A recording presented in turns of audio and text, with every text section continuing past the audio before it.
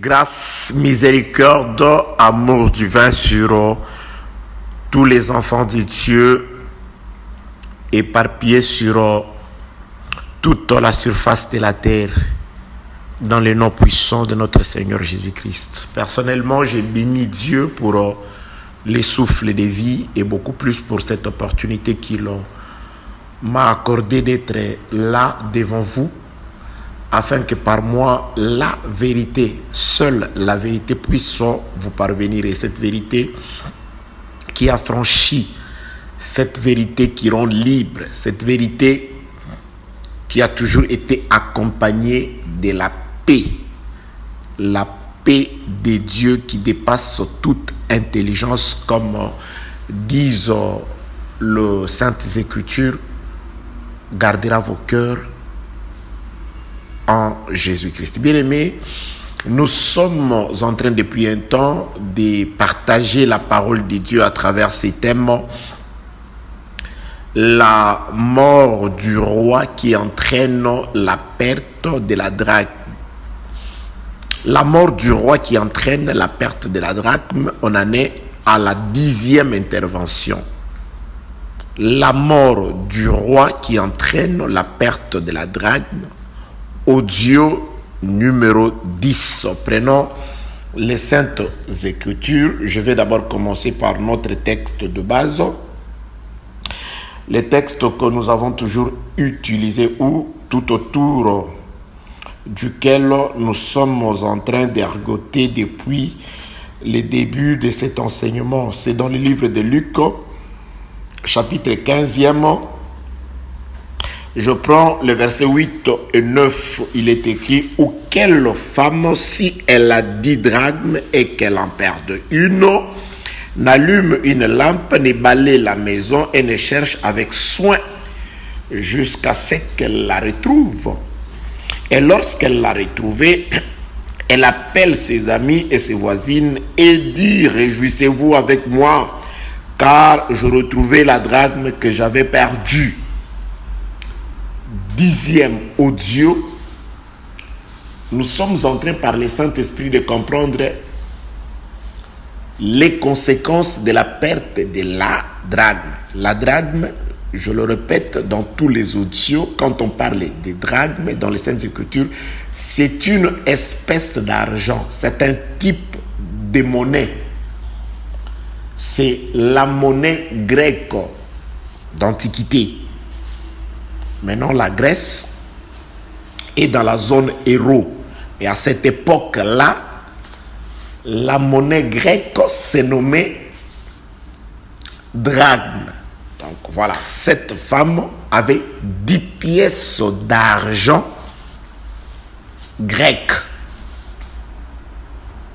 Elle avait 10 pièces d'argent. Donc si vous entendez parler de la drachme, c'est une pièce d'argent. Elle en avait 10. Elle a perdu une. Et lorsqu'elle a perdu la dîme, c'est-à-dire une sur 10 pièces, sur 10 pièces,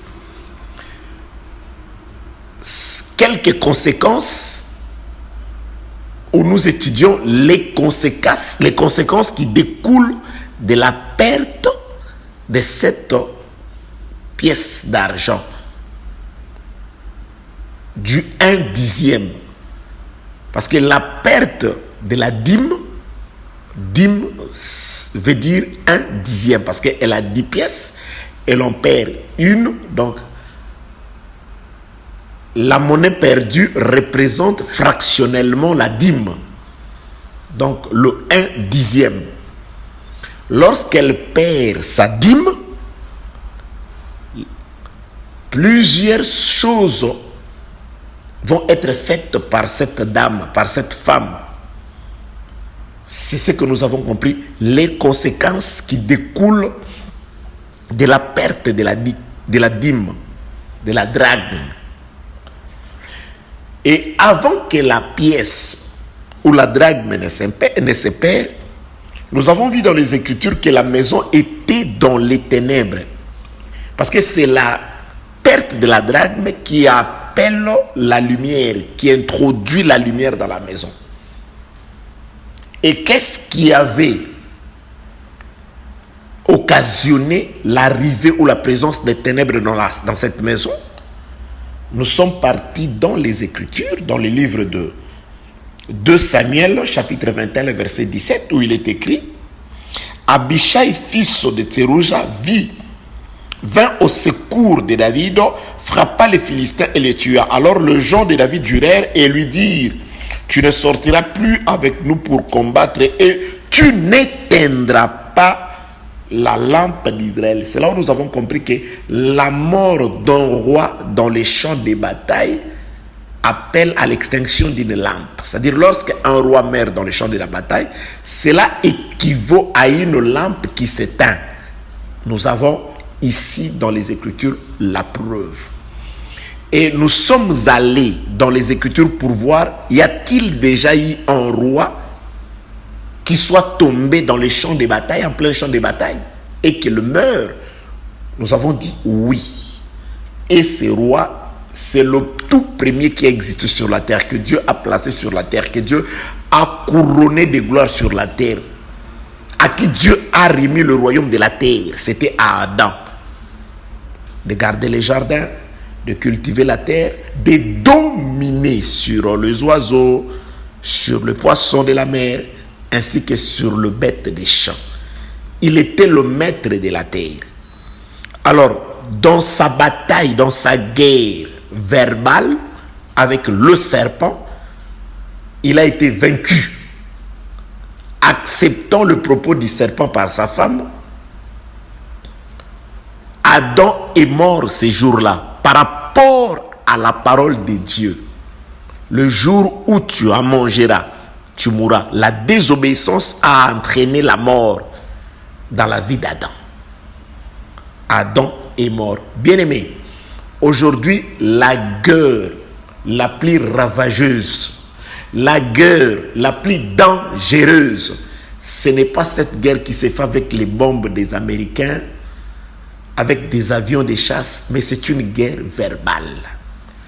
Car le diable est en train de conquérir aujourd'hui par la parole. C'est par la parole que le diable est en train de tuer, que le diable est en train de pouvoir faire des conquêtes. Parfois, il arrive de ce fois où je passe quelque part, je trouve une très grande assemblée qu'on peut, entre guillemets, appeler église, remplie de personnes. Vous voyez devant ce qui se dit, où la personne qui est devant, ce n'est pas une personne appropriée pour être là. Je comprends que ça, c'est une des conquêtes du diable. C'est une des conquêtes de l'ennemi. De même que notre premier parent, le premier roi de la terre, a été conquéri dans une bataille verbale, le serpent a parlé.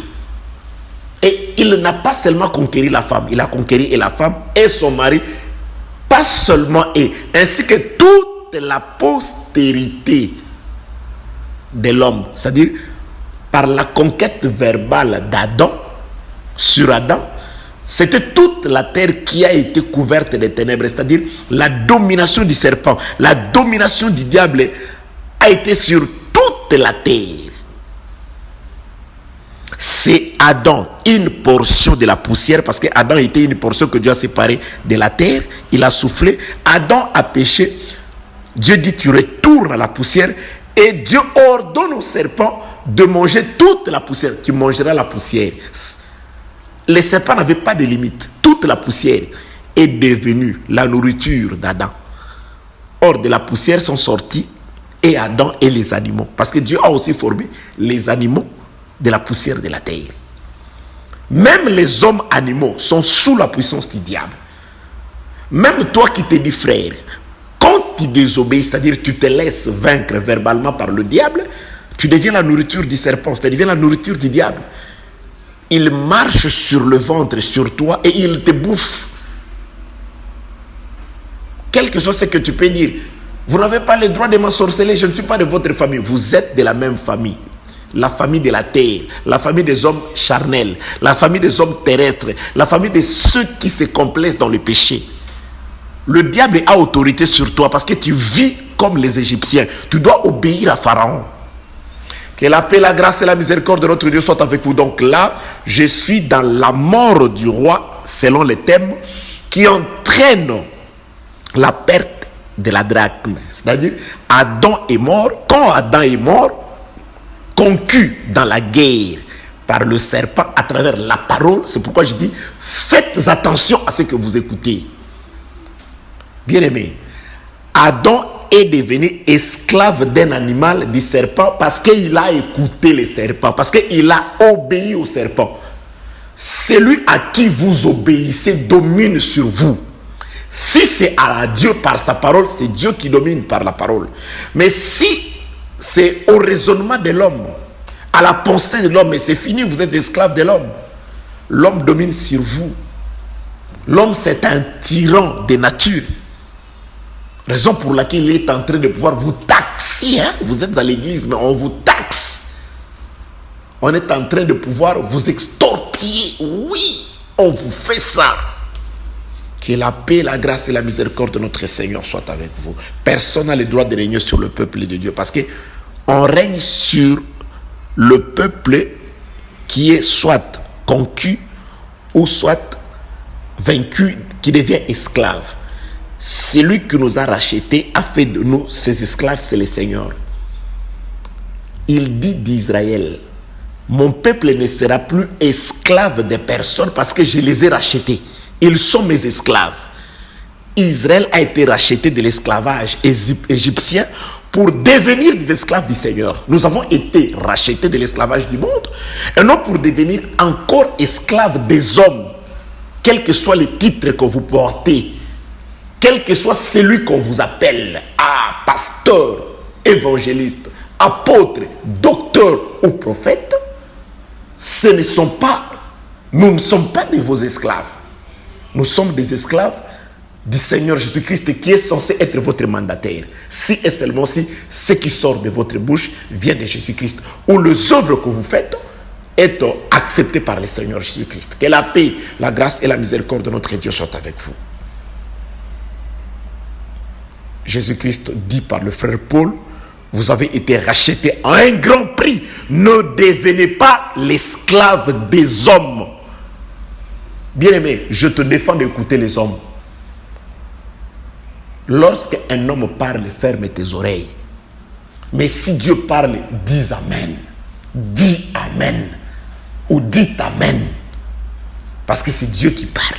C'est-à-dire, quand un homme parle et que vous vous rendez compte que c'est la parole de Dieu, ce n'est pas sa parole, c'est alors que vous dites Amen, pas aux paroles de l'homme, mais aux paroles de Dieu, qui sortent par la bouche de cet homme.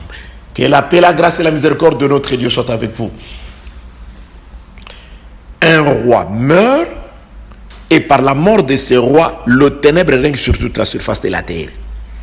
Le ténèbre, et maintenant, on parle de la terre sous forme de la maison d'une femme.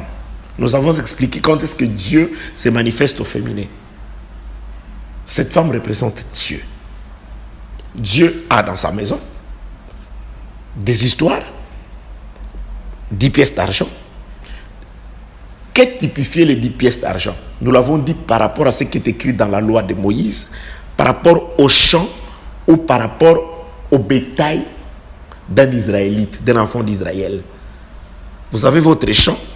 Dans votre champ, vous les divisez par 10. 9 parties, elles sont à vous. La 10e partie, c'était la part de l'Éternel qu'on appelait la dîme du champ, la dîme de bétail, c'est-à-dire de tout ce qui passait sous la houlette.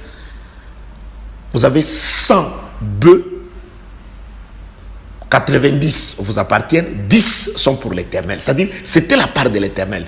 Dieu avait droit à 1/10 du champ ou des animaux des enfants d'Israël, de bétail des enfants d'Israël. C'est-à-dire, la dîme, c'était la part de l'Éternel. Et maintenant, l'Éternel donnait sa part. C'était l'Éternel qui percevait son droit des enfants d'Israël. Et lui, Dieu, donnait ce qui était à lui à une tribu, à une catégorie de gens à qui il avait donné des ordres. vous n'aurez pas de part avec tout le monde. Comme vous n'aurez pas de part avec tout le monde, c'est-à-dire vous n'êtes que des pèlerins sur terre, vous n'avez pas de cité permanente avec tout le monde comme des pèlerins. Maintenant, ma part qui est la dîme, je vous la donne. Donc, c'était l'ombre pour parler de nos jours où l'église est une assemblée de pèlerins, de gens qui n'ont pas de cité permanente sur la terre, qui sont des voyageurs. C'est à l'église que Dieu a donné sa dîme. Le champ de Dieu dans la totalité, les champs, c'était les hommes. Nous étions des hommes et parmi les hommes, il y avait la dîme, la part de l'Éternel. Dieu a indiqué dans le Jourdain, voici ma dîme, voici ma part. C'est celui-là. En lui, j'ai placé toute mon affection. Ça, c'est ma part. De même qu'on remettait la dîme à Dieu, on devait remettre Jésus-Christ à Dieu. Le temps venu, les Juifs sont allés le chercher. Lui-même a dit à Judas, Judas, mon temps est arrivé. Va faire ce qui est juste, c'est-à-dire, prends-moi, va me remettre à mon Père. Les sacrificateurs vont entrer en Sanhedrin, en réunion pour décider que la dîme doit retourner à son propriétaire, c'est-à-dire Jésus-Christ qui était la part de Dieu, mais dans le champ de l'homme, il doit retourner à son Père. Par la mort, Jésus-Christ est rentré à son Père. Et sous forme du Saint-Esprit, il est descendu aujourd'hui comme la part du Lévi spirituel aujourd'hui, les pèlerins, qui y est l'église, le groupe, les petits troupeaux composés de ceux qui ont accepté de ne pas être citoyens de la terre, d'être des pèlerins, des passagers, de ne pas avoir des cités permanentes sur la terre, c'est-à-dire de ne pas s'attacher tout simplement aux œuvres de la chair, de ne pas aimer le monde. Voilà ce que représentent aujourd'hui les Lévites. L'église que nous sommes, nous avons reçu ce que les hommes ont retiré dans leur champ qui appartenait à l'Éternel, c'est-à-dire la dîme. Les hommes l'ont remis à son propriétaire Dieu, et Dieu a redonné cela pas à tout le monde. C'est pourquoi on dit que Dieu n'aime pas tout le monde, mais Dieu aime ses enfants. Mais il fait semblant d'aimer tout le monde, mais dans son cœur, il connaît ses enfants. Ça, c'est le frère Paul qui dit, Dieu connaît ses enfants. Dieu connaît ses enfants. Mais il dit, il a tant aimé. Mais il connaît ses enfants. Le frère Paul nous dit encore dans le livre de Romains chapitre 9, c'est ce Dieu-là qui a créé des catégories de vases. Des vases destinés à la miséricorde et des vases destinés à la colère, qui recevront la verge de fer, qui seront brisés par la verge de fer, et les vases destinés à la miséricorde. Des vases d'honneur. C'est Dieu qui les a créés ainsi. Si tu crois, glorifie le Seigneur. Dis merci à Dieu. Rends des actions de grâce à Dieu, parce que c'est toi qui as fait que tu crois. Si tu vis dans la prière, glorifie Dieu. Ne te glorifie pas aux dépens des autres. Ne te moque pas des autres. Qu'est-ce que tu as que tu n'aies reçu de Dieu pour te moquer des autres? Parce qu'il y a des gens qui sont comme ça, qui se moquent des autres esclaves. Dieu dit, tu ne traiteras pas durement un esclave, parce que tu as été toi-même esclave. Tu as été dans le monde, tu as été païen. Tu as aussi été païen. Tu as aussi peut-être mal prié. Pourquoi te glorifies-tu au détriment de ceux qui sont encore dans le monde? Nous devons les aimer. Nous devons avoir de la patience et de l'amour. On ne doit pas... Il y a même des gens qui vont jusqu'à... c'est-à-dire à prononcer des mots très durs à l'égard... Non. Que la paix, la grâce et la miséricorde de notre Dieu soient avec vous. Donc, bien-aimés, la dîme, ce que cette femme a perdu, c'était l'image de Jésus. Jésus-Christ, c'est Père, meurt, disparaît dans une maison. Et lorsque la dîme, c'est-à-dire la seule pièce sur 10, disparaît, il y a la lumière qui arrive. Dieu est en train d'allumer. Comment? Dieu a allumé parce que Dieu cherchait quelque chose. Pour trouver cela, Dieu a allumé. Dieu a balayé. La maison qui était dans les ténèbres a reçu la lumière. La maison qui était sale a été lavée, a été purifiée de toutes sortes de souillures. l'humanité tout entière, nous étions sales, nous étions dans les ténèbres du péché d'Adam par la mort du roi qui a entraîné la mort de Jésus, la perte de la drachme. Et maintenant, par la perte de l'arche, c'est-à-dire de la drachme, c'est-à-dire la mort de Jésus, nous avons été éclairés. Nous sommes en train d'être balayés aujourd'hui. Nous avons reçu la lumière, nous, la maison du Seigneur. Nous avons reçu le balai parce que Dieu cherche jusqu'à ce jour. Il est en train de chercher un fils. Ça, c'est une façon d'interpréter les choses. La Bible déclare, je suis dans le livre de toujours Romains, et plutôt Luc chapitre 15, les versets 8 9. Ou quelle femme, si elle a 10 drachmes et qu'elle en perd une, nous avons compris, c'est Dieu qui avait le champ, mais la dîme est morte, est partie à lui. Elle allume la mort de Jésus-Christ. C'est ça le coucher du soleil qui entraînait obligatoirement, d'office, automatiquement, l'illumination ou l'éclairage dans les chandeliers. Les chandeliers étaient éclairés du soir au matin. Le soir signifie le coucher du soleil. Le soleil dort à Golgotha. Directement, une lampe est allumée dans les tabernacles, est allumée dans les temples. Mais pourquoi vous allumez? Ah, tu n'as pas vu le soleil se coucher? Donc, lorsque Jésus-Christ mourait, une lampe a été allumée. La mort de Jésus-Christ ramène la lumière qui a été éteinte par la mort du premier roi, c'est-à-dire par la mort d'Adam. Une lampe est éteinte, les ténèbres a régné. Et par la mort de Jésus-Christ, maintenant, la lumière est revenue. La mort a entraîné la mort et la mort a sauvé les morts de la mort. Nous étions vivants en Adam, nous sommes morts par la mort d'Adam et la mort de Christ nous a ramenés à la vie, nous qui étions morts. C'est pourquoi j'ai dit la mort a entraîné les vivants dans la mort et une seconde mort a ramené les morts pour les ramener à la vie. Nous sommes sauvés par la mort de Jésus-Christ. Nous sommes revenus à la vie par la mort de Jésus-Christ. C'est pourquoi l'évangile que je vous prêche, le frère Paul l'appelle aussi l'évangile de la croix. L'évangile de la vérité. Il dit, lorsque je suis venu vers vous, je n'ai pas cherché à savoir autre chose. Ce serait Christ et Christ crucifié. Jésus-Christ, l'évangile de la croix, l'évangile de la mort. Car c'est par la mort que la vie est revenue d'entre les morts. C'est pourquoi un roi meurt, une drague se perd et la lumière revint dans la maison. Adam meurt, Jésus-Christ mourra. Ah oui, je vais expliquer ça. Quelle est la paix de notre Seigneur? Oui, je voudrais expliquer ça. Je suis dans la lecture. Je continue la lecture, Luc chapitre 15, le verset 8. Je vais parler de la mort du premier Adam et de la mort de Jésus-Christ dans la recherche. Parce que la femme cherche. Ouais, c'est agréable l'évangile du Seigneur. Ou quelle femme, verset 8 de Luc chapitre 15, si elle a 10 drachmes et qu'elle en perd une, on allume une lampe, ne balaye la maison et ne cherche. La femme est en train de chercher. Dans l'audio numéro 9, nous avons expliqué, nous avons commencé à expliquer la femme comme Dieu, comment elle cherche. Nous avons dit ceci. Nous sommes partis dans le livre de Romains, chapitre 8, le verset 11, pour dire que Jésus, quand il est mort, c'est Dieu qui l'a ressuscité des morts. C'est-à-dire, Dieu est allé chercher son fils pour le ressusciter des morts.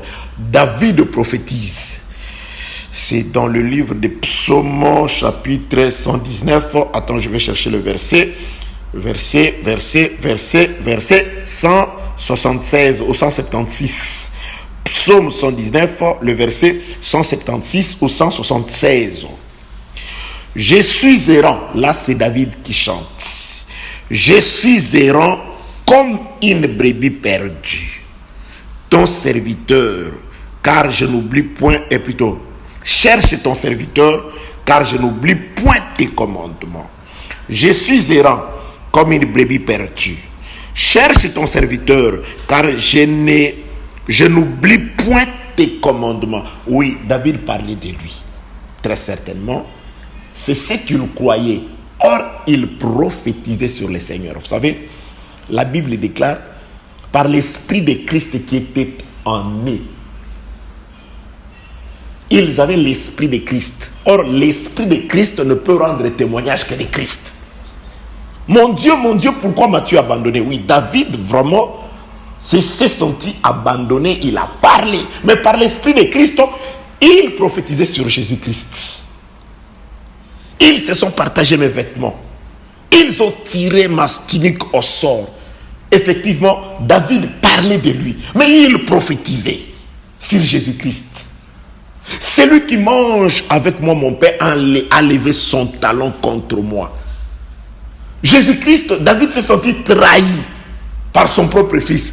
Mais il prophétisait sur Jésus-Christ, qui a vu celui qui mangeait son pain. Il dit, celui à qui je remettrai le morceau de pain trempé, c'est celui-là qui me vendra. C'était Judas. Il dit, David dit, celui à qui j'ai placé ma confiance. Jésus-Christ aussi avait placé sa confiance parce qu'il avait pris la bourse, l'argent, les trésors du groupe. Il a remis à Judas. Ça, c'est tellement prophétique qui toque. Ça, c'est prophétique. Jésus-Christ voulait montrer qu'il y a un roi de la terre et un roi du ciel. Parce que lui aussi était détenteur d'un trésor. Il dit, n'est-ce pas moi qui vous ai tous choisis, mais l'un de vous est un démon. Donc, c'est-à-dire, il a pris les trésors de la terre, il l'a remis entre les mains de Judas. Ces jours-là, s'ils avaient le Saint-Esprit, les apôtres pouvaient déjà comprendre. Mais or, eux, ils pouvaient peut-être envier. Or, Jésus-Christ était en train de nous dire, vous écoutez ce que je répondis à Pilate quand il m'a posé la question, es-tu roi? Je dis, oui, je suis roi, mais mon royaume n'est pas de la terre. Mon royaume, c'est un royaume céleste, avec un trésor céleste. Et le trésor de la terre, c'est Judas. Judas représentait le roi de la terre. Parce que là, il y avait deux rois. Quand Jésus-Christ s'adresse à Judas, lève-toi, fais promptement ce que tu as à faire. Ça, c'était la guerre entre deux rois. Personne d'entre tous les disciples ne pouvait comprendre. Ok, je n'entrerai pas là-bas aujourd'hui, mais vous avez quand même déjà compris. Donc, je suis en train de dire, David prophétisait, il parlait de lui, il parlait aussi de Christ. Écoutez ce qu'il dit ici, Psaume chapitre 119, verset 176 ou 176. Je suis errant comme une brebis perdue. Comme une brebis perdue. Cherche ton serviteur, car je n'oublie point tes commandements. Or, il y a eu un moment où David avait oublié. C'est David l'avait oublié les commandements de l'Éternel. Il est allé prendre la femme de son serviteur, de son soldat. Et Dieu l'a châtié pour ça. Il a oublié, il a pleuré. On a envoyé le prophète lui parler. Le prophète lui a parlé. Il a reconnu, il a déchiré ses vêtements. Il a pleuré. Il dit, prophète, prie pour moi le Seigneur. Il avait oublié les commandements de l'Éternel. Tu ne prendras pas, tu ne convoiteras pas la femme de ton prochain. Ne me ramène pas que c'est prophétique après. Mais d'abord, dans la doctrine comme ça, il a péché et il en a subi les conséquences. C'est pourquoi ces jours-là, lorsqu'il était insulté par Chiméi et que Joab voulait faire sortir son épée, il dit, laisse-moi tuer ces chiens. Il dit, non. Ne le fais pas. Peut-être que c'est Dieu qui a permis, qui l'a envoyé faire ça. Peut-être que Dieu va écouter et il aura pitié de nous. Écoutez ce que Chiméi disait. Mon frère, aimez la parole. Chiméi disait, meurtrier, homme de sang, tu as tué Saoul. Chiméi l'accusait, il l'appelait meurtrier. Or, les jours où David a commis un meurtre, c'est-à-dire non seulement il avait pris la femme d'Uri, il a aussi fait tuer Uri par l'épée des ennemis d'Israël. Ces jours-là, Dieu lui a dit, l'épée ne s'éloignera pas de ta maison. Tu as fait ça en cachette, mais quelqu'un d'autre prendra tes femmes aux yeux de tout le monde. Et c'était arrivé.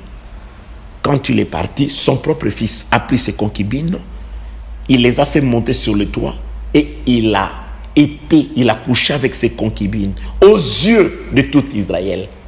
Et quand il fouillait, c'était l'opé de son propre fils. C'était une prophétie qui s'accomplissait. Et ces jours-là, quand on lui disait « homme des sang », Joab ne comprenait pas, n'écoutait pas, mais lui, il écoutait. Il écoutait. Il dit « ah, voilà l'accomplissement de la prophétie de Nathan, de l'Éternel par Nathan. L'épée dans ma maison. D'abord, mes fils se sont entretués. Absalom. D'abord, les viols. Amnon a violé Tamar, sa sœur. Absalom a vengé sa sœur en tuant son frère, Amnon.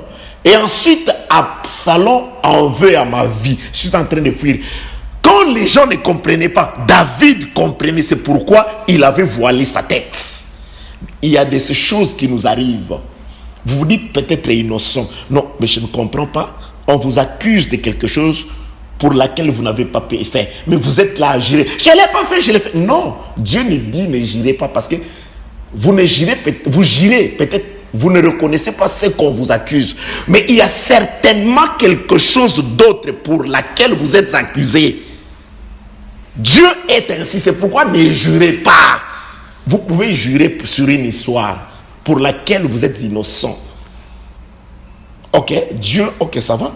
Et pour les autres histoires, les autres problèmes, peut-être pour lesquels on ne vous a pas accusé. Dieu voit dans le noir. Parfois nous oublions ça. Que la paix, la grâce et la miséricorde de notre Dieu soient avec vous. Je voudrais exhorter. Dieu nous conduit dans ce sens-là. Toujours il nous conduit à son gré. Bien-aimés dans le Seigneur, je suis dans cette prophétie des Psaumes chapitre 119, verset 176 ou 176 pour dire que ce que David dit ici, il parle peut-être très certainement de lui, mais il prophétise sur Jésus-Christ. Nous sommes dans la femme qui cherche.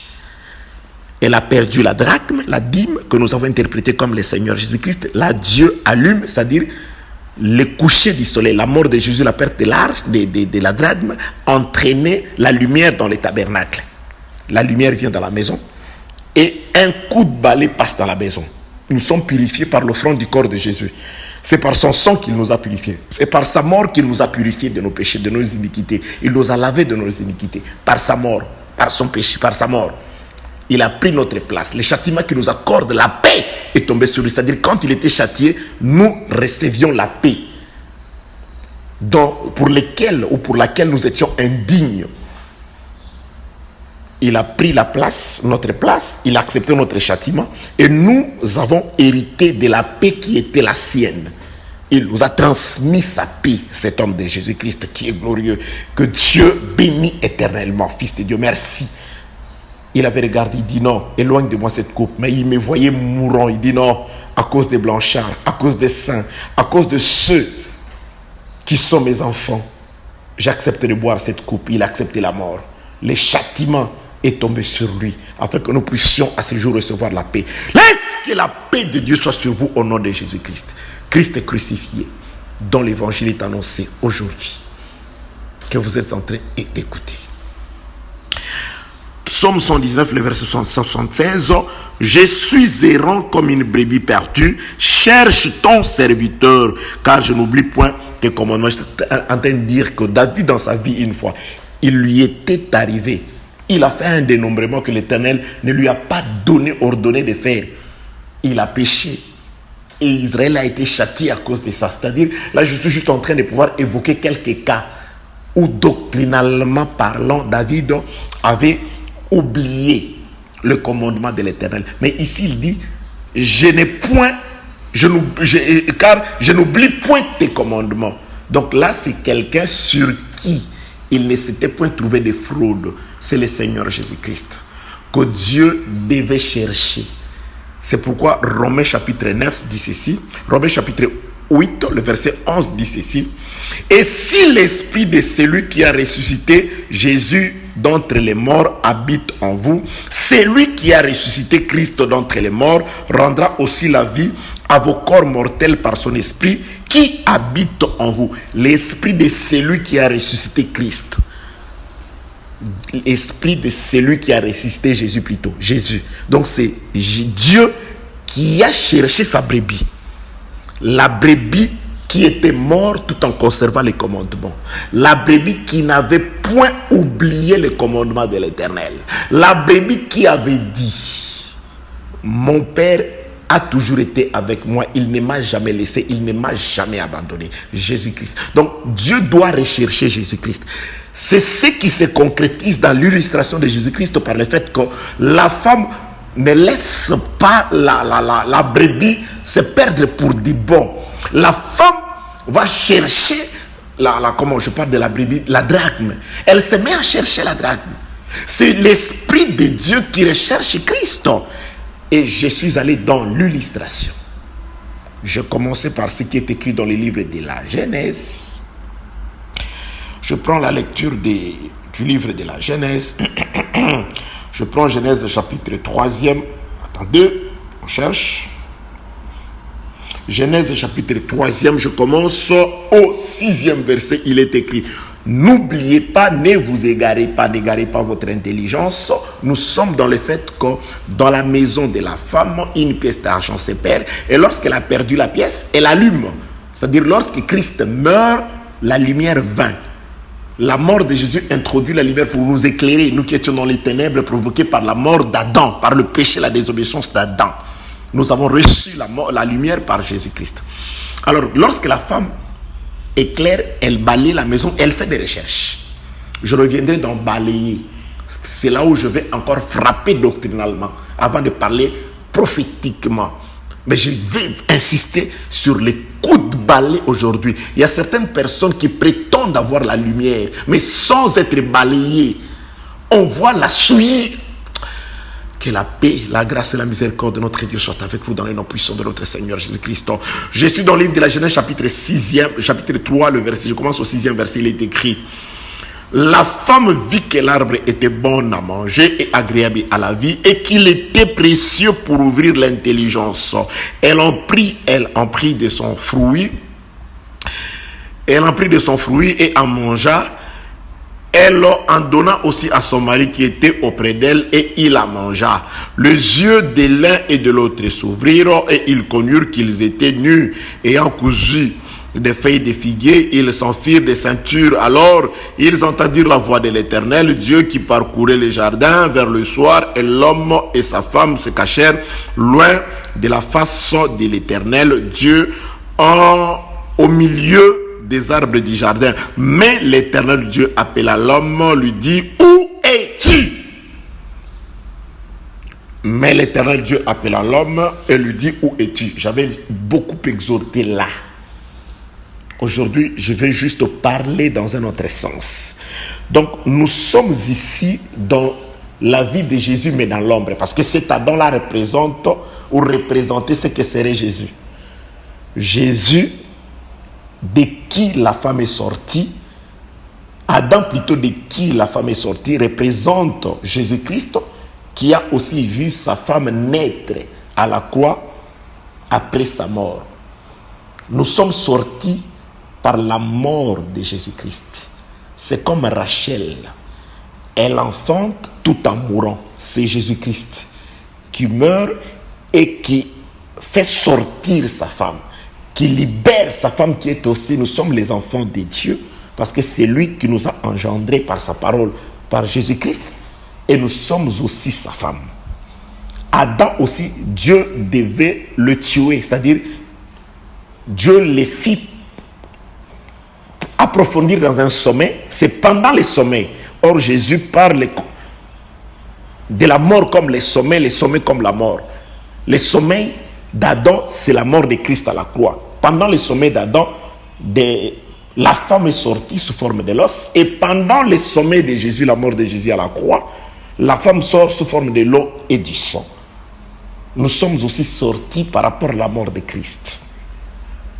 Qu'est-ce qui se passe, bien aimé, dans les Seigneurs? J'ai dit, cet Adam-là représente l'ombre. Adam, devenant comme sa femme par le péché, Dieu le cherche. Adam, Adam, où es-tu? J'ai dit, Dieu cherche aussi Christ, parce qu'il veut ramener la drachme, car c'est par la résurrection ou le fait que la drachme est retrouvée, que la pièce, que la fête qu'on va organiser des réjouissances, c'est une fête, et appeler les gens du dehors. Adam, Dieu le retrouve, le cherche. Quand Dieu retrouve Adam, il parle avec Adam. Dieu va faire quelque chose. Qu'est-ce qu'il va faire? Il va habiller Adam. Et Dieu n'habille pas seulement Adam. Dieu habille Adam, mais la femme qui se trouvait aux côtés d'Adam aussi profite du même habit qu'Adam. Dieu les fit vêtir des vêtements de peau. La femme et l'homme sont revêtus par Dieu après que Dieu ait retrouvé Adam. Oui, après que Dieu, la femme ait retrouvé la drachme perdue, la femme va partager sa réjouissance avec les gens du dehors. Jésus-Christ meurt, lorsqu'il ressuscite, Dieu nous ressuscite aussi avec lui. Dieu ne fait pas seulement asseoir Christ dans les lieux célestes seul, il nous fait asseoir avec lui, comme il est écrit dans le livre d'Éphésiens chapitre 2, à partir du verset 5. Il nous a ressuscités et nous a fait asseoir avec lui dans les lieux célestes. Nous sommes ensemble avec lui. Par la résurrection de Christ, nous aussi, païens d'autrefois, avons été ressuscités avec Christ. Et Dieu nous a spirituellement conduits, nous asseoir dans les lieux célestes avec Christ. Ainsi, nous pouvons dire, notre vie est cachée avec Christ en Dieu, pas sur la terre, mais dans les lieux célestes. C'est ça, Adam, que Dieu recherche. Où es-tu lorsque Dieu le retrouve? Parce que Dieu ne cherche qu'Adam. Où es-tu? Comment sais-tu que tu es nu? As-tu mangé l'arbre que j'étais de... Dieu parle à Adam, son ami. Le champ, la portion de la terre dans laquelle il a mis de son souffle. Ce n'est pas Ève, c'est Adam. Ève profite de l'amour que Dieu a pour Adam. L'Église profite de l'amour que Dieu a pour Jésus, pour la parole. C'est dans la parole que nous profitons de l'amour de Jésus. C'est dans la parole que nous profitons de l'amour de Dieu. D'où l'importance de rester dans la parole. D'où l'importance d'obéir à la parole. D'où l'importance de marcher selon la parole. Car nous recevons, nous partageons la rétribution de Jésus. On retrouve Adam, on le vêtit. Et la femme aussi est vêtie par amour à Dieu, à Adam. Parce que Dieu ne cherche qu'Adam. Je m'en vais changer de forme. Dieu cherche Adam. Adam, où es-tu? Il y a la période où Dieu cherche Adam. Jésus-Christ dit quelque chose. Je regarde d'abord le temps, si j'aurai le temps de pouvoir parler. Oui, on peut disposer de quelques 15 minutes. Voyons si Dieu va permettre à ce que nous puissions dire ce que je voudrais dire pendant 15 minutes. Je prends les Écritures dans le livre de Jean chapitre 12e. Attends, j'ai cherché, c'est pas ces Écritures. Je cherche Jean chapitre 12. Et Jean chapitre 12, attendez, j'ai toujours dit, la Bible que je suis en train d'utiliser, c'est dans les téléphones le même que je suis en train d'utiliser pour vous transmettre l'évangile. Voilà. Et je suis dans le livre de Jean chapitre 12e. Je cherche, je descends, c'est vers le bas. Bon, je prends le verset 24. Jean chapitre 12, le verset 24. Il est écrit, ça là c'est le Seigneur Jésus-Christ qui parle. En vérité, Jean 12, 24. En vérité, je vous l'ai dit. Si les grains, suivez-moi bien. Si les grains de blé qui est tombé en terre ne meurt, il reste seul. Mais s'il meurt, il porte beaucoup de fruits. Là, c'est Jésus-Christ qui parle de lui ou de quelqu'un d'autre, mais sous forme parabolique. Jésus typifie l'homme au grain de blé. Vous aimez les types, vous aimez ceci. Nous, on ne prêche pas les types. Mais parfois, nous allons chercher les types pour donner la révélation, car les types n'est pas la révélation. Attention. Les types, ce sont des éléments que nous utilisons pour faire comprendre la pensée de Christ et amener les gens à manger cette pensée, à consommer la pensée de Christ, car la pensée de Christ ne se limitera pas seulement à écouter, mais on doit la consommer, car elle est une sémence qui n'est pas stérile, mais une sémence de vie. Si vous la consommez, elle vous donne une bonne santé spirituelle. Elle vous transforme, car c'est une sémence de vie, la pensée de Jésus-Christ. Jésus-Christ typifie, il donne les types de lui sous forme de grains. Mais nous allons comprendre que Jésus-Christ ne parle pas d'abord de lui. Il parle d'un grain, le premier grain qui était tombé à terre. Le grain qui est tombé, or le premier grain, si le grain de blé est un homme, mais le premier qui est tombé, ce n'est pas Jésus. Ce n'est pas Jésus, c'est Adam. Adam, c'est le premier grain auquel Dieu a dit, multiplie-toi. Le premier grain qui devait se multiplier, à qui Dieu a donné l'ordre de se multiplier, ce n'est pas Jésus, c'est Adam. C'est Adam qui devait remplir la terre. Et ces grains-là, donc cet Adam-là, il fallait qu'il tombe à terre. Là, c'est Jésus-Christ qui dit, voilà la preuve que Dieu savait que Adam doit tomber. Parce que si Adam ne meurt, il reste seul. Adam doit tomber. Et lorsqu'Adam meurt, Adam tombe, Dieu doit les chercher. Donc j'ai dit ceci, écoutez-moi, la femme qui cherche la drachme, c'est Dieu qui cherche Adam pendant tout le temps de la loi. Où est Adam? Il est sous terre, il est sous la terre. Parce que Adam est mort. C'est pourquoi j'ai dit, le jour où Adam est mort, les ténèbres a régné jusqu'à la perte de la drachme, jusqu'à la mort de Jésus. C'est pendant tout ce temps, Dieu était en train de chercher. Il est où? Il est où?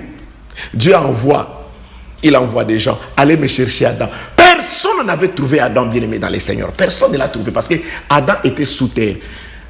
Le frère qui a écrit la lettre aux Hébreux, il dit, tout le monde, ces gens-là, ces prophètes, ils étaient là par crainte de la mort. On craignait d'aller là où était Adam. Parce que pour trouver Adam, je vais venir, il y avait un lion qui était là. Tous étaient des paresseux, comme dit le livre de Proverbes. Les paresseux disent, je n'irai pas à la rue, il y a un lion là-bas, il va me dévorer. Oui, il y avait la mort. Par crainte de la mort, les hommes se sont tenus à l'abri. Même le prophète, où est Adam? Il n'est pas, il est là-bas. Adam est derrière la barrière des soldats, des Philistins. C'est la fontaine qui est là-bas. Après, donc pour aller chercher Adam, c'est-à-dire l'eau, parce qu'un jour David dit, je soif. Si quelqu'un pouvait m'amener Adam, c'est-à-dire sous forme de l'eau, le puits qui est à Bethléem. Or, avant d'arriver à ce puits-là, il y avait là une barrière composée des Philistins, des soldats des Philistins. Il fallait être un vigoureux, un héros, un vrai soldat pour transpercer cette barrière des Philistins et aller chercher l'eau du puits de Bethléem qui était de l'autre côté là-bas. Voilà ce que nous étions. Les diables étaient là, la mort était là. Tout le monde avait peur. On cherchait Adam. Où est Adam? On a cherché, Moïse a cherché, il est où là-bas? Non. Il y a un lion là-bas. Je n'irai pas là-bas. David, qu'est-ce qu'il a dit? Oh non, il veut que. Il a demandé à personne d'ailleurs. Il dit, s'il pouvait boire de l'eau du puits qui est à Bethléem. Oui, je m'en vais. Mais tu t'en vas, tu ne sais pas qu'il y a là, il y a une cohorte des Philistins qui sont là. Ah, donc c'est-à-dire, on ne peut pas arriver jusqu'au puits, ramener de l'eau sans pour autant se battre avec les Philistins. Mais ces Philistins-là sont invincibles. C'est invincible. Gloire se rendit à Dieu. David avait des vaillants qui sont allés. Ils sont passés par le Philistin. Ils ont ramené à David cette eau-là. David dit, cette eau, c'est le sang. Je ne le mangerai pas. Il a répondu devant l'Éternel. Lorsque Christ est sorti, il a affronté la mort. Il est allé nous chercher. Il nous a ramenés aujourd'hui nous avons été répandus devant l'Éternel. Nous sommes devant l'Éternel. Pourquoi? Parce que les hommes, Jésus a risqué sa vie pour nous. Que la paix, la grâce et la miséricorde de Dieu soient avec vous. Je suis dans l'explication de la femme qui recherche la drachme. C'est Dieu qui recherche quelqu'un qui est perdu. Là, je laisse Christ un peu à côté. Je parle d'Adam, qui est aussi la drachme, qui est perdu. Les grains de blé, retenez Jean chapitre 12, verset 24. En vérité, je vous l'ai dit, si les grains de blé qui est tombé en terre ne meurt, il reste seul. Mais s'il meurt, il porte beaucoup de fruits. Adam, tu dois multiplier la terre, tu dois remplir la terre. Mais Dieu, comment je dois remplir la terre? Mais tu dois d'abord mourir. Adam meurt. Maintenant, on vient chercher Adam. Où sont les fruits? Mais Adam est mort. Mais où sont les fruits? Il n'y a pas de fruits. Pourquoi? Parce qu'on ne trouve pas Adam. Mais il faut aller questionner Adam. Adam, où sont tes enfants? Sors avec tes enfants. Adam est dans les séjours des morts. Adam est dans les ténèbres. Les hommes ont peur de la mort. C'est un lion. Personne ne peut l'affronter. Que la paix, la grâce et la miséricorde de Dieu soient avec vous. On cherche Adam. On cherche Adam, on cherche Adam, jusqu'à ce que Jacques vienne dire quelque chose. Dit, oh mais Adam, non, ne vous en faites pas. Adam reviendra à la vie, mais Adam ne peut pas revenir à la vie. Écoutez les conditions que Jacques a données. Je suis dans le livre de Jacques chapitre 5, le verset 7. Laissez-moi lire pour beaucoup plus de précision. Jacques, je cherche, Jacques, où es-tu? Manifeste-toi. Jacques chapitre 5, c'est le verset 7. Jacques, je te cherche. Attendez. Attendez, patience.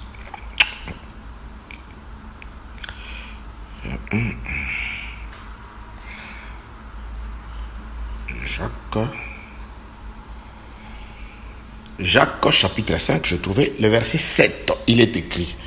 Là, Jacques explique quand est-ce que le grain de blé, c'est-à-dire Adam qui est mort, quand est-ce qu'il reviendra à la vie? Jacques donne l'explication. Il dit, soyez donc patient. Ah, ok, ne vous en faites pas, soyez patient. Donc, Adam, il reviendra. La drachme sera retrouvée. Quand est-ce que la drachme sera retrouvée? Quand est-ce que la femme retrouvera la drachme? Quand est-ce que Dieu retrouvera son fils Adam? Parce qu'il est écrit que Adam était le fils de Dieu. Quand est-ce que Dieu retrouvera le fils prodigue? Quand est-ce qu'il va rentrer? Parce que le père était là chaque jour à regarder. N'est-il pas rentré?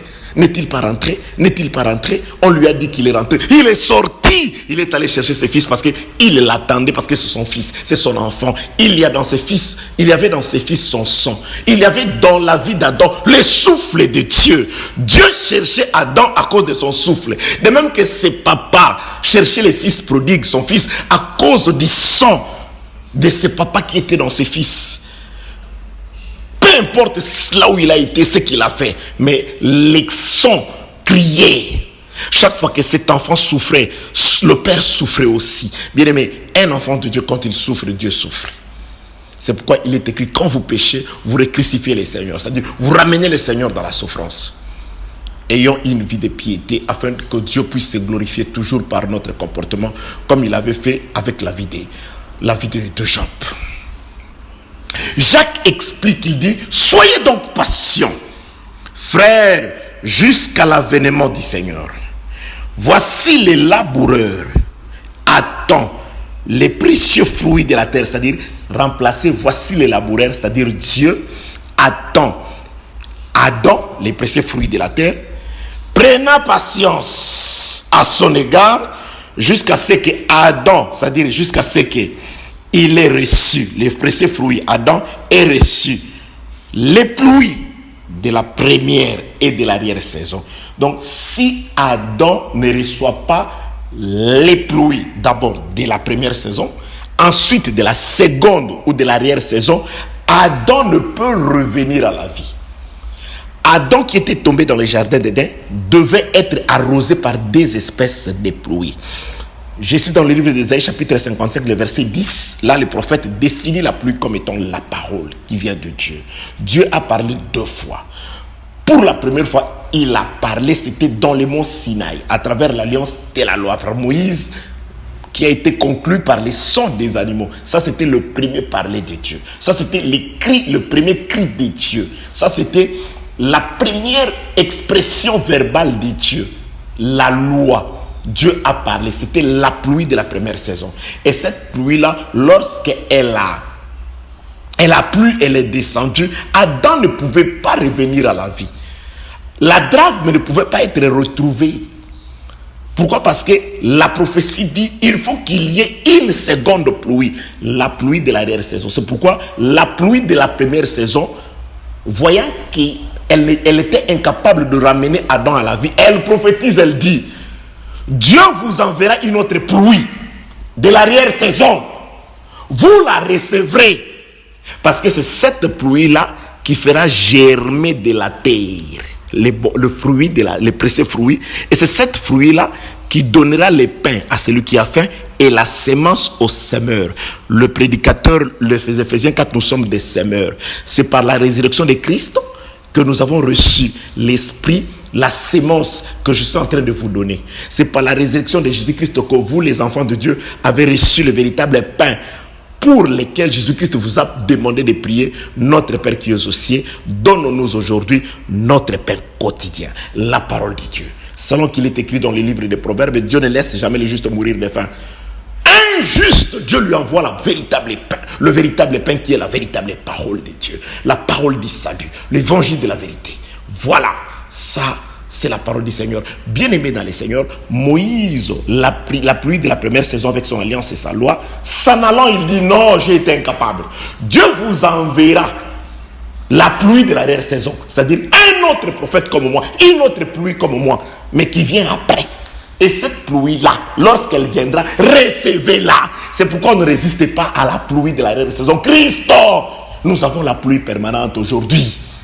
Nous avons la pluie permanente dans l'église, la parole de Dieu, l'évangile que je suis en train de vous annoncer, bien-aimés, dans le Seigneur. Je parle de la drachme que Dieu recherche. Dieu recherche la drachme, et cette drachme, c'est-à-dire dans le corps d'Adam, il est tombé au jardin.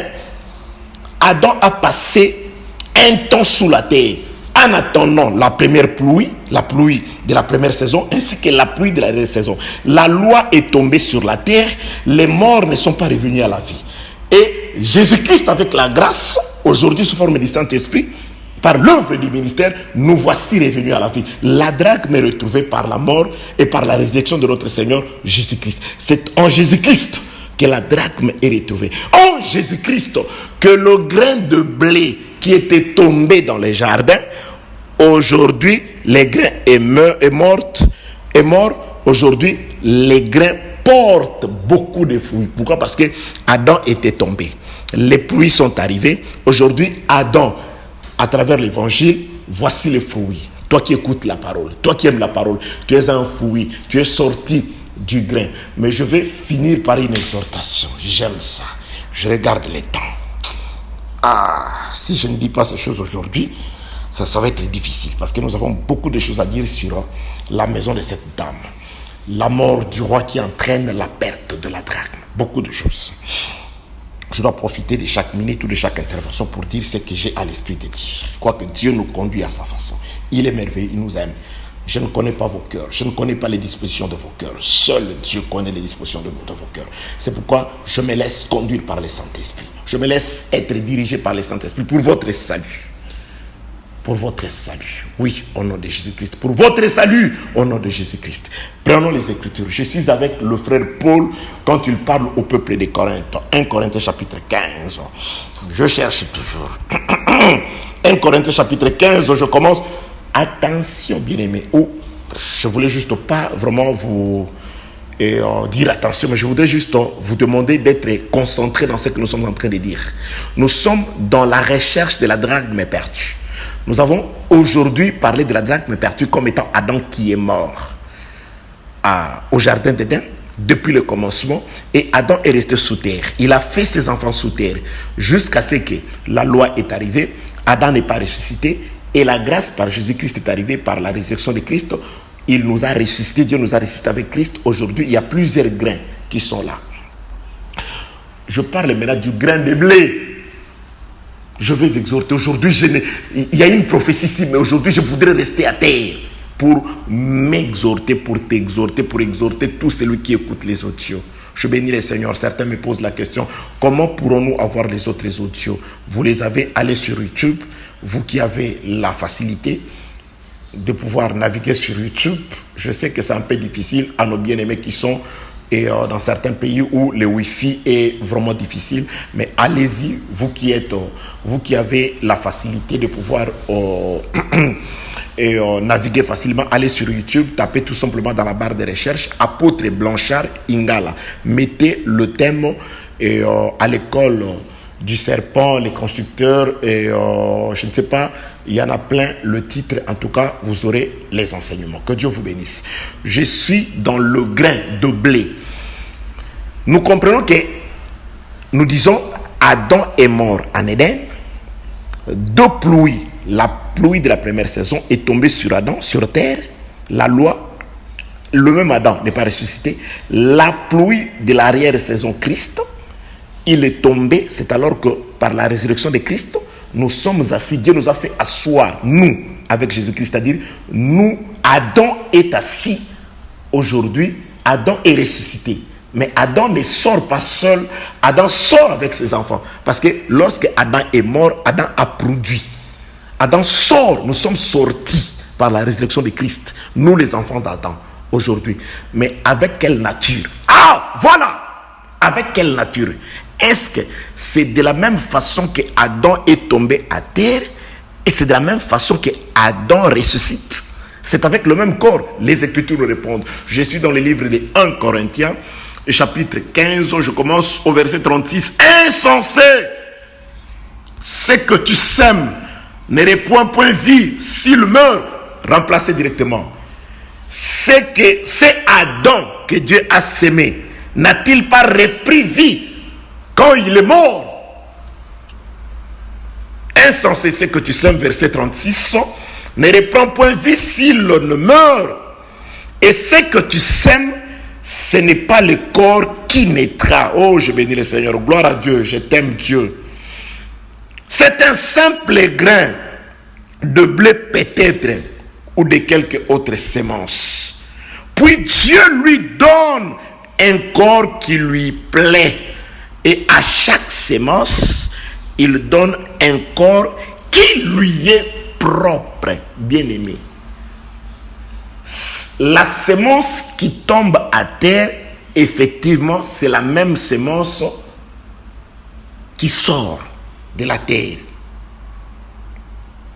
C'est la sémence qui naît de la terre.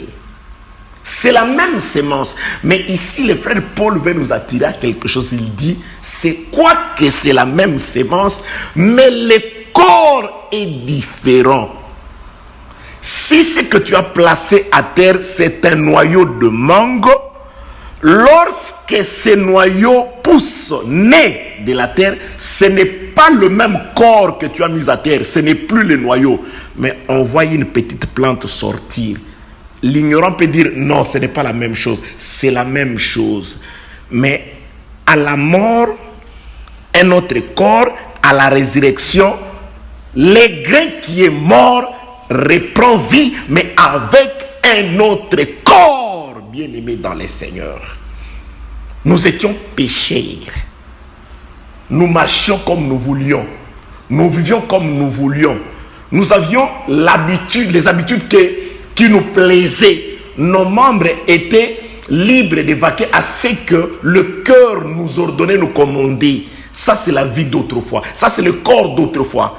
Mais si nous sommes morts avec Jésus-Christ, lorsque nous naissons, nous sortons, nous devons revêtir un corps nouveau, une vie nouvelle.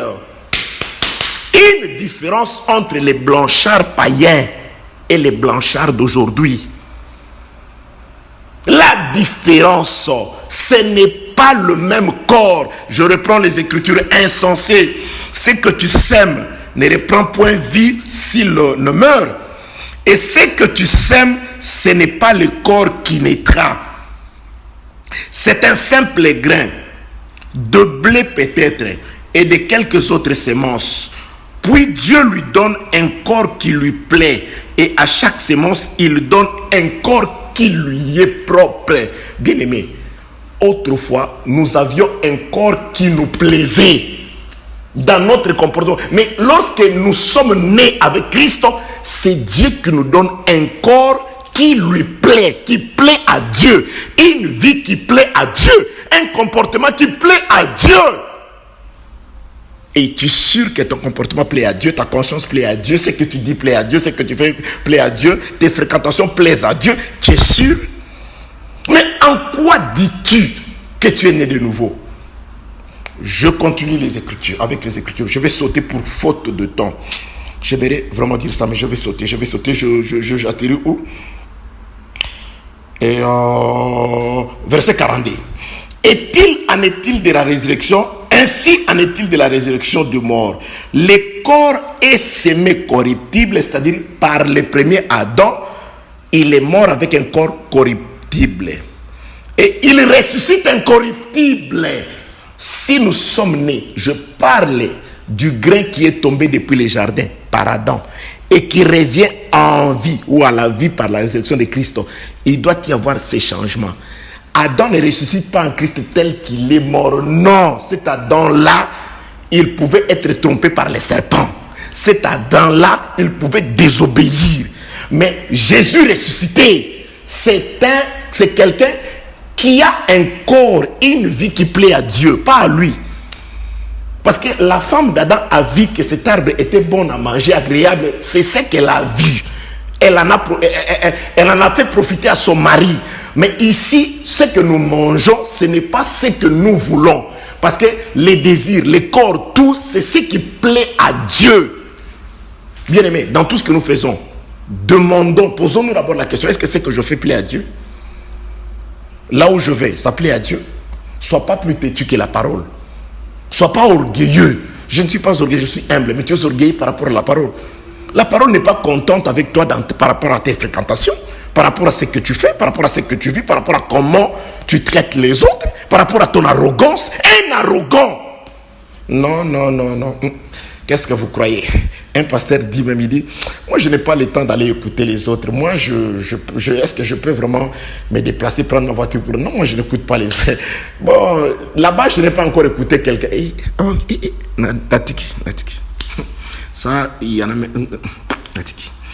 Je suis dans le livre d'Un Corinthiens chapitre 42, chapitre 15, le verset 40. Je descends au 43e verset. Il est semé méprisable comme le premier Adam.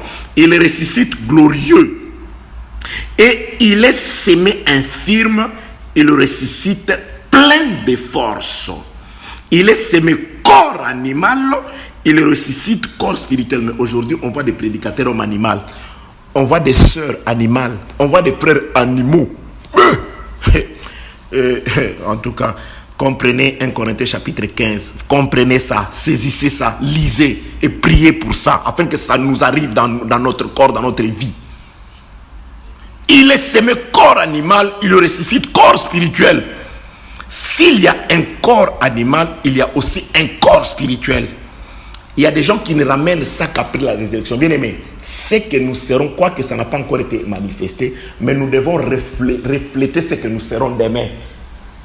Toi qui n'aimes pas les gens dans ce monde, toi tu n'aimes pas les gens, tu es haineuse. Tu as des gens envers qui tu as dit, celui-là, je ne lui adresserai pas la parole jusqu'à la mort. Bon, tu prétends aller participer à un royaume d'amour. L'agneau est amour. Son royaume est un royaume d'amour. Sur la terre, tu ne sais pas aimer. Tu ne sais pas pardonner. Tu ne sais pas supporter les gens. C'est au ciel que tu vas aller. Non. C'est pourquoi il est écrit. Maintenant, on explique ce que je viens de dire. Le corps méprisable, c'est quoi? Le corps glorieux, c'est quoi? Le corps animal, c'est quoi? Le corps spirituel, c'est quoi? Les frères Paul donnent l'explication. Bien aimé, parfois, quand vous cherchez des révélations, lisez. Dans la suite des textes, vous voyez, vous avez la révélation. Mais dans les frères, Paul explique tout ce que nous venons de dire. Verset 45. C'est pourquoi il est écrit, le premier homme, Adam, devint une âme vivante. Le dernier Adam est devenu un esprit vivant.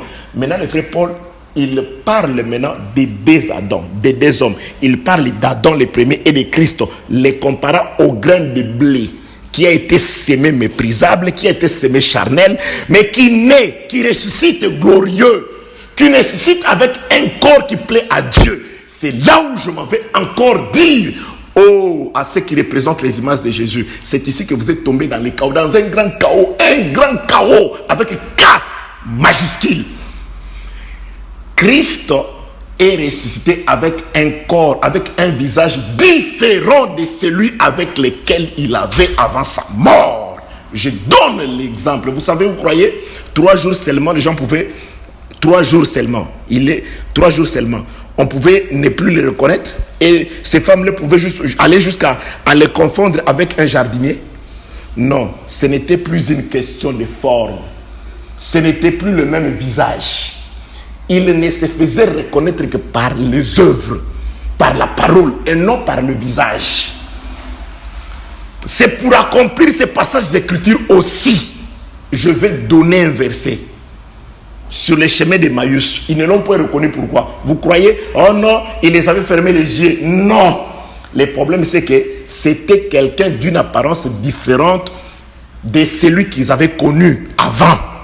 Ce n'était plus la même apparence. Où est-ce que tu prends ça, Blanchard? Tu as inventé? Je n'ai pas inventé, je suis avec le frère Marc, chapitre 12. Marc, où es-tu? Marc, chapitre 12. Les dessinateurs de Jésus, les gens qui ont l'image de Jésus, je me demande, c'est quelle image? L'image d'avant la résurrection? Si c'est l'image d'après la résurrection, laquelle? Parce qu'il a utilisé plusieurs images. Écoutez ce que Marc dit. Je suis dans le livre de Marc, chapitre 16, le verset 12. Marc dit ceci.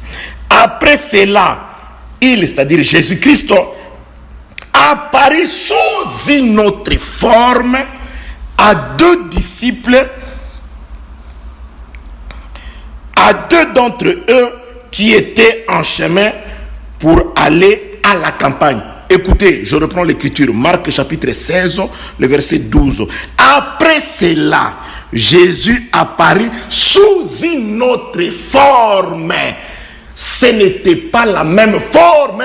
Dessinateurs de Jésus, ceux qui ont les tableaux de Jésus, quelle forme vous représentez? Quelle est la forme? Parce que ces disciples, vous croyez vraiment après 3 jours vous allez oublier quelqu'un? Non. Ils ne les reconnaissaient. C'est quand il parlait et qu'il rompait le pain. Mais c'est ce qu'il a fait. Il parle. Nos cœurs ne brillaient-ils pas? Ce n'est pas la même forme. Mais quand il parle, mais non, ce qu'il dit là, non. C'est pourquoi aussi, je n'ai pas besoin tout simplement de t'accepter parce que je connais ton église locale. Il suffit de parler. Mon frère, c'est celui qui a le même langage avec moi. Mon frère, c'est celui qui pratique les mêmes œuvres avec moi. Parce que Jésus-Christ dit, qui n'est pas contre nous et pour nous. Quels que soient les disciples, parce que les disciples avaient l'esprit qu'ont certaines personnes aujourd'hui. Mais ce frère-là, il n'est pas notre frère. L'église de là-bas, ce n'est pas notre église. Mais il se comporte bien. Ah non, lui c'est l'homme de Jacques, lui c'est l'homme de Pierre, lui c'est l'homme de... Non, lui il n'est pas avec nous. Avec vous, dans quoi? Avec vous, dans quoi? Dans cette assemblée de se protéger les mal, de faire la ristourne du mal. Toi tu avais péché, je t'avais protégé. Et maintenant, toi, tu veux te lever contre moi. Non, je ne me lève pas. Moi, je ne parle pas à cause du péché. Je voudrais, dans ce groupuscule-là, de se protéger, de faire la ristourne du mal. C'est ça, être avec vous.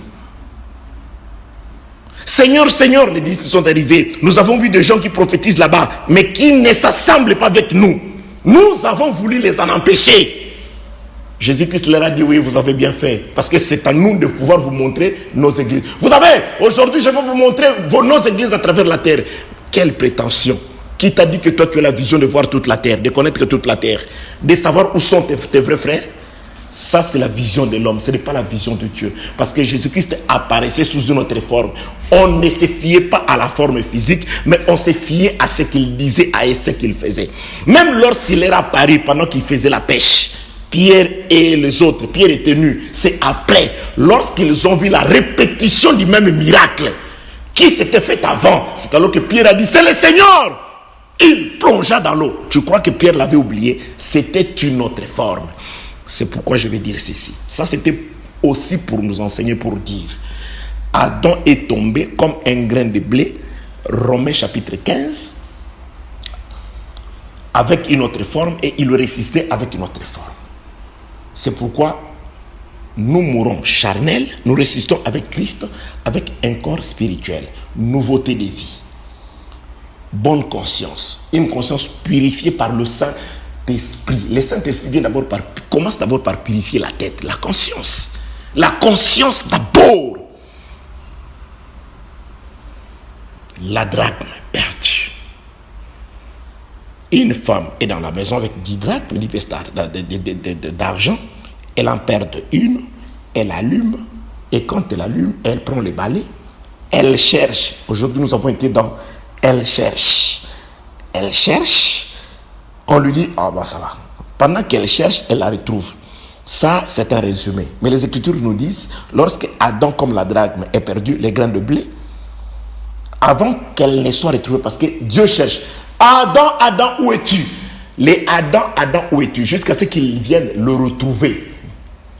C'est à la croix que Dieu a revêtu Christ et sa femme. C'est à la croix.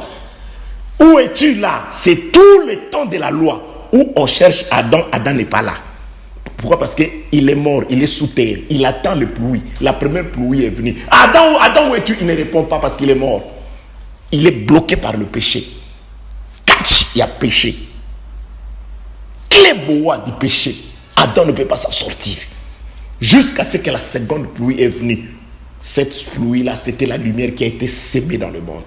Lorsque la lumière a été sémée sous terre, c'est alors que la pluie de l'arrière-saison est allée arracher Adam de la mort. Nous sommes ressuscités grâce à la seconde pluie qui est la pluie de l'arrière-saison. L'évangile de notre Seigneur Jésus-Christ. Que la paix, la grâce, la miséricorde, l'amour de Dieu soient donnés en partage dans le nom puissant de notre Seigneur Jésus-Christ. Amen.